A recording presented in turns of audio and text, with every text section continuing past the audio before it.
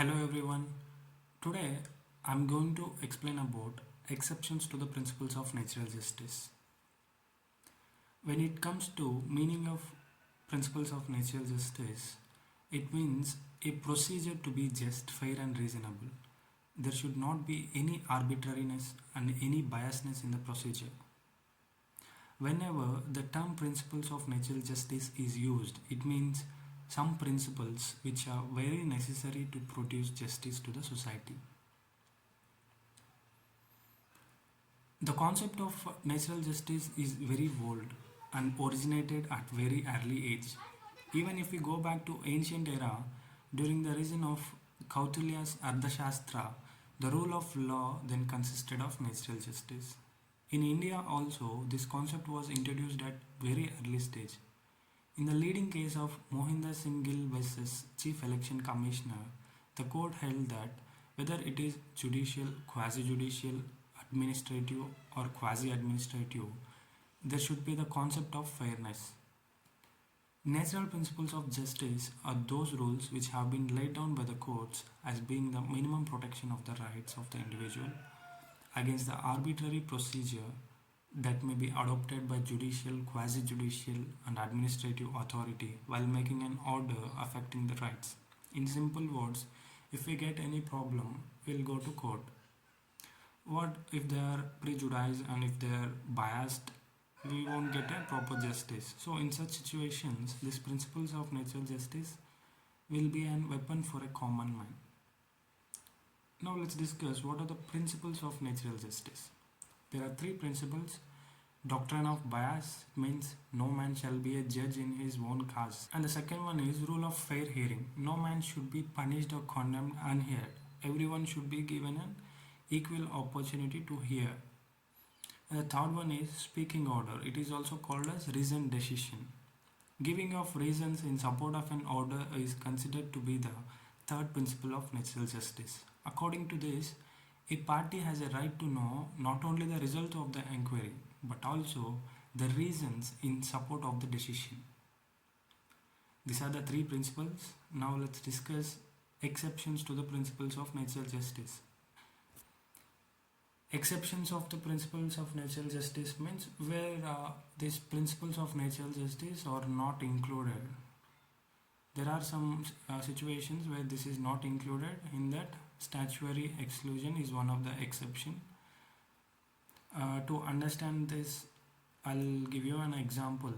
In Charan Lal Sahu versus Union of India, in this case, the constitutional validity of the Bhopal gas disaster Processing of Claims Act 1985, which had authorized the central government to represent all the victims in matter of compensation award. It has been challenged on the ground that because the central government won 20% share in the Union Carbide Company. In the Bhopal gas leak, this Union Carbide Company, even India also having some share in that. It's 22%. And in such case, how can Indian government represent? How can Indian government has act as a judge in its own cause?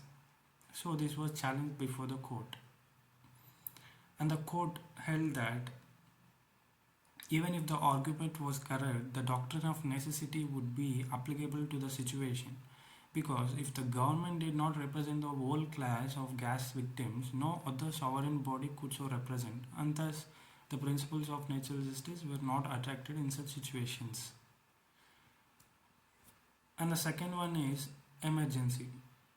In emergency situations also, these principles of natural justice will not be included. To understand this, I'll tell you an example case law. In Mohinder Singh Gill versus Chief Election Commissioner, it was challenged that whether notice and right to be heard must given or not was being laid on before the Supreme Court. In this case law, in Firozpur constituency, parliamentary election counting was been going on. In some areas, counting has been completed. In some areas, and counting has been going on. And in that, one candidate was having a very good lead, but before the declaration of the results, there was some violence happened there. Ballot papers and boxes were being destroyed. Then the Election Commission of India, acting under Article 324, 329, without giving any notice or hearing to the candidates, cancelled the elections and ordered for the fresh election. So they have challenged before the court, and the Supreme Court rejected the claim of notice and audio alteram partem, means a fair hearing, and held that in case of emergency, this fair hearing can be excluded. In such situations, it is not included in this. And the next one is confidentiality.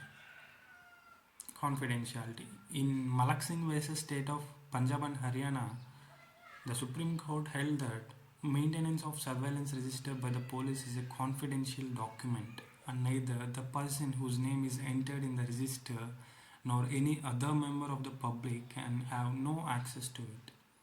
Generally, police will maintain a surveillance register in police station. In that, the confidential matters, and if they have any doubt on some person, they will enter their name and maintain some records. And we can't feel it as some people thinks that, oh, they have mentioned my name in the surveillance register, why don't they tell to me, or why don't they give notice to me, how can they mention my name in the register? There are some situations when people think like that. So according to this, in this case, the court held that as it is a confidential matter, people if their name is in the list also, there will be no access to him. There is no need of showing it to them. It's a confidential matter. So in this situation, principle of natural justice will not include. That court has given a judgment. So in confidential matters, these principles of natural justice will not include. And the next one is impractionability. I'll tell you an example to understand what is this. In Bihar School Examination Board versus Subhash Chandra, the board conducted final year 10th standard examination at a particular center where there were more than thousands of students were appeared for the exam. It was alleged that there was a mass copying.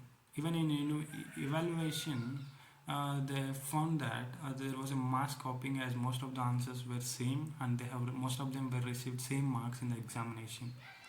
For this reason, the board cancelled the exam without giving an opportunity of fair hearing and order for fresh examinations. How is it possible to give a chance to hear from all the 1,000 students which have involved in this? It's not possible, right? In such situation, this fair hearing, principles of natural justice, will not be included. And the next one is academic evaluation. In Jawaharlal Nehru versus B.S. Naraval, a student of Jawaharlal Nehru University, he was removed from the rolls for unsatisfactory academic performances. They didn't give in any pre-decisional hearing. And he was challenged before the court, and the Supreme Court held that very nature of academic adjudication appears to negate any right of an opportunity to be heard. Therefore, if the competent academic authorities examine and assess the work of a student over a period of time, and if it declares his work unsatisfactory, the rules of natural justice will be excluded. And the next one is interim disciplinary action. In S.A. Khan versus State of Haryana, Mr. Khan is an IPS officer holding the post of Deputy Inspector General of Haryana in the Haryana government. He was suspended by the Haryana government due to various complaints against him. Thus, he challenged before the court. He approached the Supreme Court on the ground of violation of principles of natural justice, as he was not given an opportunity to be heard. And the Supreme Court held that the suspension being interim disciplinary action, there is no requirement to afford hearing. It can be ordered without affording an opportunity of hearing. And the next one is interim preventive action.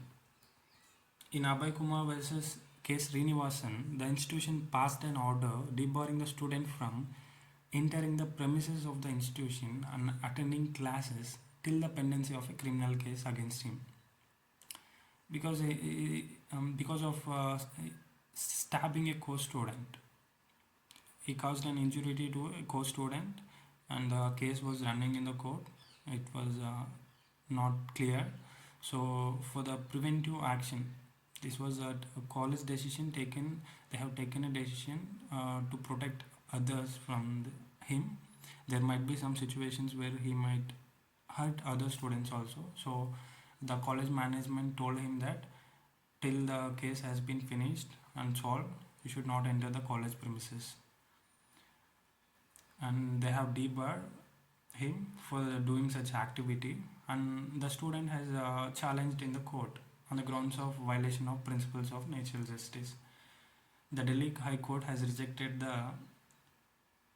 uh, rejected his application seeking for the justice, and it was held that such an order could be compared with an order of suspension pending inquiry, which is preventive in nature in order to maintain campus peace, hence the principles of natural justice shall not apply in such situations for the maintenance of campus peace.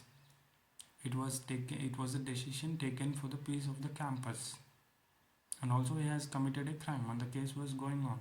So how can they allow such a person inside the college? He may cause injury to some other student also. So in such situations, the principles of natural justice will not apply. The last one is useless formality theory. In this, to be simple, where there is no need of hearing, where it is useless to hear from the parties, these principles of natural justice will not apply. There is a case law in Dharmaratmakara, Rai Bahadur, Orkot Ramaswamy, Mudaliar Education Institution versus Educational Appellate Tribunal. A lecturer who had been granted leave for doing MPhil in violation of leave condition, she has joined for PhD course. She was given a notice, and after considering her reply, wherein she had admitted joining PhD course, her service was terminated. Then she challenged the termination order before the Karnataka Private Educational Institutions Discipline and Control Act 1975. Subsequently, it is appealed to High Court where termination was held invalid. But Supreme Court held that opportunity to show cause was not necessary where facts are undisputed and the affected person could not forth any valid defense.